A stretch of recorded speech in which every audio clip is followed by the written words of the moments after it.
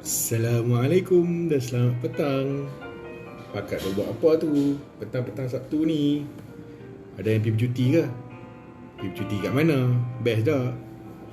Bercuti-bercuti pun, happy-happy pun, jangan lupa pakai mask, cuci tangan, penjarakan sosial tu kena jaga juga. Okay? Saya baru sampai balik ke Melaka daripada Subang.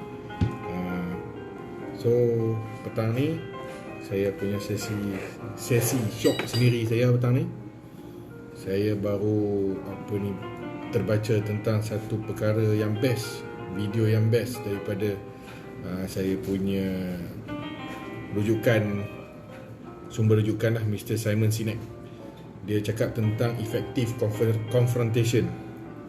Apa benda effective confrontation ni? Konfrontasi yang berkesan.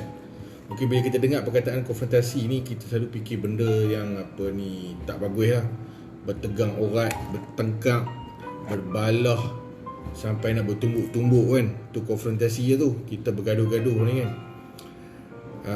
Tapi kita dalam kehidupan harian ni memang tak boleh nak lari daripada konfrontasi ni. Kok mana pun kadang-kadang kita kena juga ada konfrontasi ni. Sama ada dengan rakan sekerja, sama ada dengan bos, sama ada dengan you punya orang bawahan, sama ada dengan you punya isteri ataupun suami, sama ada dengan you punya anak-anak, even though kadang-kadang dengan cikgu, dengan kawan pun boleh berlaku konfrontasi juga kan. So kat sini saya nak share sedikit tips macam mana kita nak ada konfrontasi yang berkesan, di mana dia akan membantu kita untuk mendapat result yang bagus lah daripada konfrontasi ni. Okay? So actually sekarang ni bercakap tentang konfrontasi ni kan, Simon Sinek dia ada bagi akronim FBI. Okay? F for feeling, B behavior, dengan I impact. So saya akan ulas benda ni lebih lanjut sekejap lagi.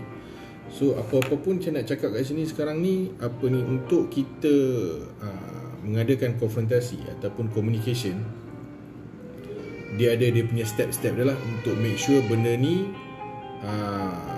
lebih ke arah yang positif. Okay? Sebab bila kita ada konfrontasi ni, selalunya kita nak pihak yang berlawan ni mengambil tanggungjawab. Accountability. Okay? The main reason for confrontation is usually because of accountability. Maknanya sebab utama selalu berlaku pertelingkahan, berlaku perbalahan ni sebab nak orang tu ada tanggungjawab. Okay? Contoh, wife saya suruh saya buang sampah, tapi saya tak buang sampah. So wife saya akan confront saya, kata pasal apa tak buang sampah. Contoh macam tu lah. Okay? So apa yang kita kena buat? Okay? So you boleh gunakan tips yang saya bagi tahu ni untuk mana-mana situasi konfrontasi yang you akan lalui. Okay? Yang pertama sekali, you kena be prepared. You kena bersedia untuk adakan konfrontasi ni. Okay? Dia bukan konfrontasi ad hoc, terus jumpa tu nak bertumbuk, tu tak betul. Tu bukan konfrontasi yang berkesan. Okay? Konfrontasi berkesan, you kena bersedia. Okay? Bersedia macam mana? Okay, yang pertama, kena buat konfrontasi ni, kalau boleh perbincangan ni dalam keadaan yang tertutup, one on one. Okay, one on one.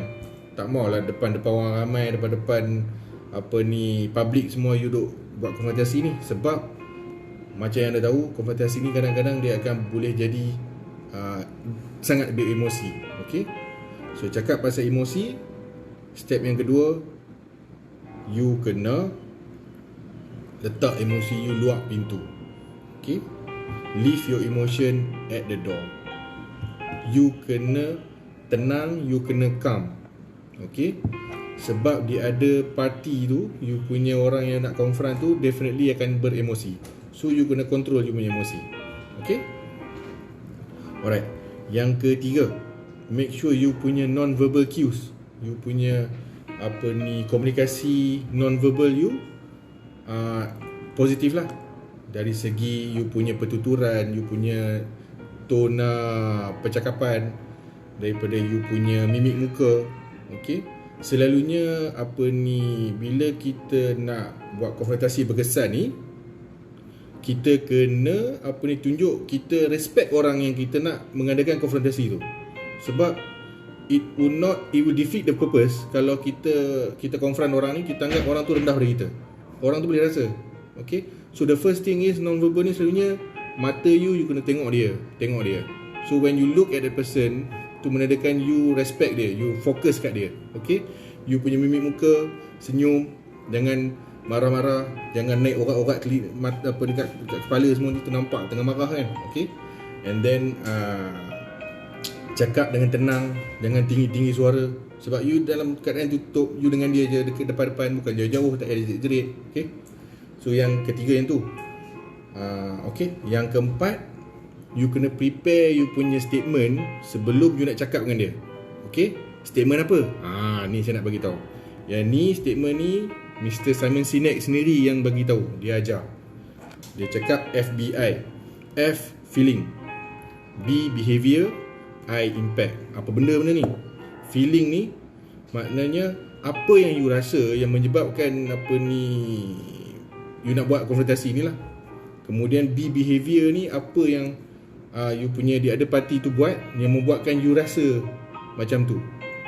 Dan impact ni apa kesan benda ni lah kepada korang lah. Okay, so tips dia yang paling utama sekali, you kena spesifik. You tak boleh nak generalizekan you punya statement. Contoh selalu yang generalize statement ni, dia akan kata contoh saya lagi lah, tak buang sampah tadi kan. Okay, wife saya cakap kat saya, abang ni tak buang sampah. Saya suruh buang sampah, awak tak buang sampah.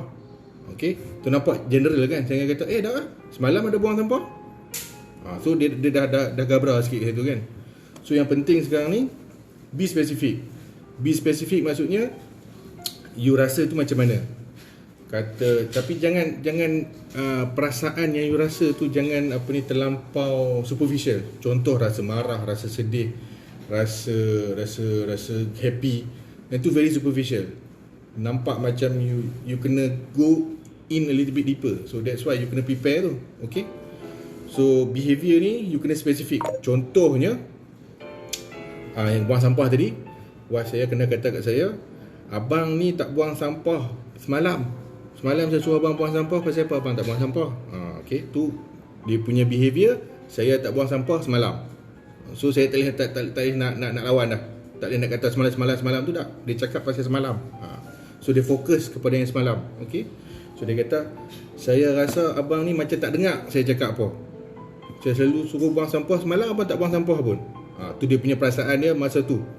Okay, dia punya rasa, dia kata saya tak mendengar apa yang wife saya cakap. So dia tak kata dia sedih, dia tak kata dia marah ke. Dia kata saya tak dengar apa yang wife saya cakap semalam untuk buang sampah. Okay, tu dia punya feeling yang spesifik pasal apa yang saya tak buat semalam. Okay, so impact dia apa? Impact dia kata, kalau macam ni abang duk buat lagi, saya takut lagi benda-benda lain pun saya tak boleh nak percaya kat abang nak untuk buat kerja. So nampak kat situ.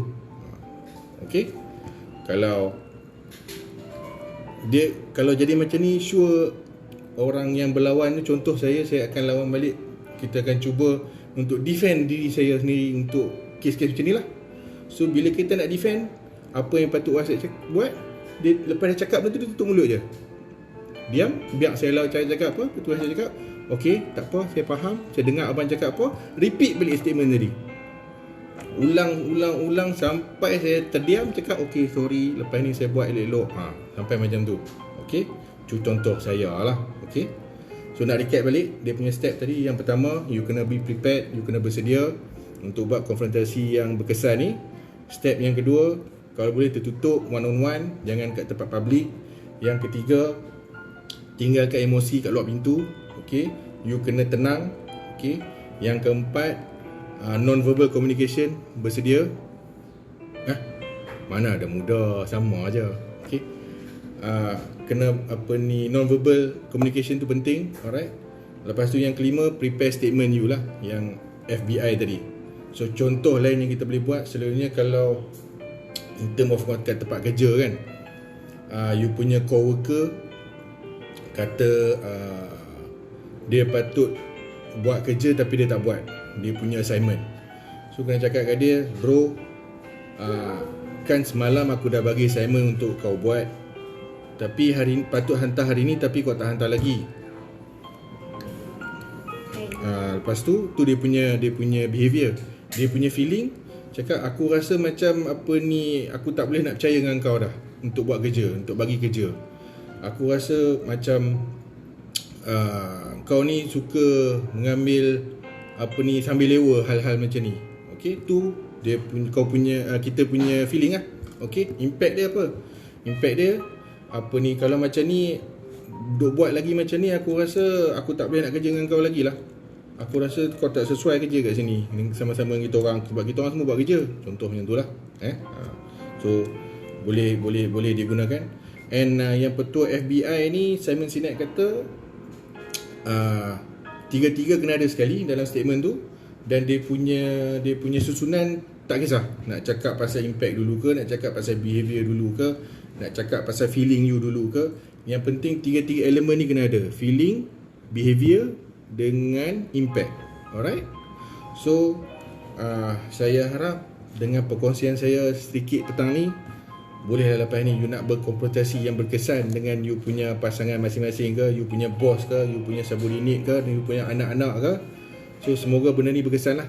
Sebab you kena fikir, you kena tanam benda ni dalam kepala otak. Tu kepala otak tu keluar dalam minda kita, yang konfrontasi berkesan ni sebenarnya untuk kita nak apa ni, bagi orang yang kita cakap tu ada rasa tanggungjawab, accountability tu. Okay, alright. So saya harap berguna tips saya hari ni. Kita jumpa lagi. Assalamualaikum.